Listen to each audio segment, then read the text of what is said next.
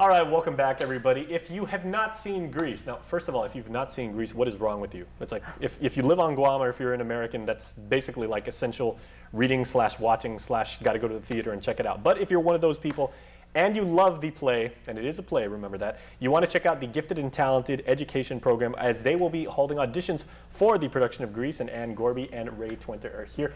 Good to see you both. Oh, thanks for having us. All right, we always enjoy, having people here as learned and passionate about the craft as the two of you are. Two of a community of people on Guam and everything. There are so many of you and everything like that. But we are doing Grease, and I say we, it's you guys. First question is probably the most obvious. Why Grease? Well, last year was our first year in the auditorium down Southern High School, and we did Fame, and then we did Hairspray, and we were kind of wondering, between ourselves what we were going to do. So we polled our kids. We just had a little informal poll and had them write down the 3 shows that they would like to do in the order of preference, and Grease won hands down. So we just took the suggestion of the kids, and that's how we picked it. So. And I want to talk about, because Ray just mentioned that you go from Fame, which was quasi 70s and 80s, and that the whole mindset and manner of dress and music style, and then you have. Was the other one you're saying? Hairspray. Fame and the Hairspray, thank you. And then you have 60s culture and everything like that. And now you're doing Grease, which is, sock hop 50s. Right. What are some of the challenges in being able to educate today's youth into a completely different pop culture environment, something that's completely foreign to them? Well, is it easier to teach that thing? Well, I think a lot of times the script will prompt kids to do research to find out why they're saying what they're saying, or what that means.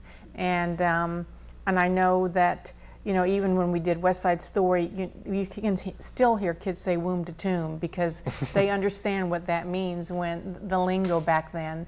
And we always try to have little mini lessons about the time period, the culture, the current events that were happening back then, so that it's because they have to be able to feel like they live in that time period in order to be able to act the part, so that it's believable.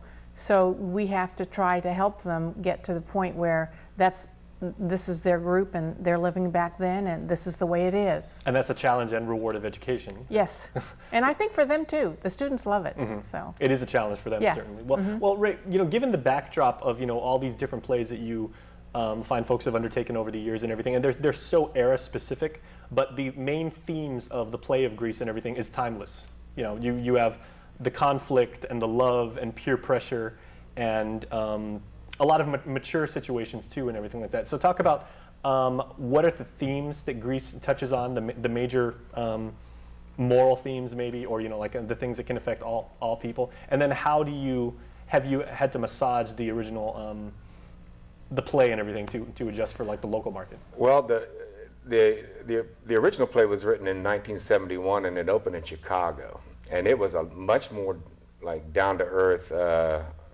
more laced, a lot more profanity, and so they did a lot of rewrites before they took it to Broadway, and they cleaned up a lot of that profanity. And I think that to me, one of the things is that I think parents know that kids are exposed to it every day in school, even now. I mean, that hasn't gone away, right? I mean, that kids learn 4-letter words before they learn probably some of the words they should know at very early ages. So we had to clean it up a little bit, but one of my favorite things about the show is watching the transition that Sandy goes through, because she starts out as Miss Pollyanna, and at the end she comes decked out in leather and is shoving Danny around the stage, and he the reverse, right. He goes from being the tough guy. He tries to go out for track. He tries to be the sports jock type of guy, and he's of course he's supposed to be puffing on a cigarette, which we're going to kind of not which you couldn't do inside anyway. Right. And but her transition was one of my favorite things that happens in there, and then of course watching the love interest between the two of them and how they talk about each other in the opening song in Summer Nights, and then of course there's got to be a conflict there. You can't just have them stay in love the whole 2 hours, because it might get a little bit boring for the audience. So they find the conflict, and then they make up at the end. But Sandy was one of my favorite things, of watching her watching that character transition from sweet blonde, you know, kind of bimbo-y, finally realizing that she needed to fit in a different way. So it's kind of the coming of age, you know, for the male and female leads. Right, and, you know, and trying to figure out, Danny and Sandy needed to figure out, because they, to me, they loved each other from the beginning of the show, you know, but because they bumped heads and there was some conflict in there that they had to resolve, they both had to come around and make changes in their lifestyles to be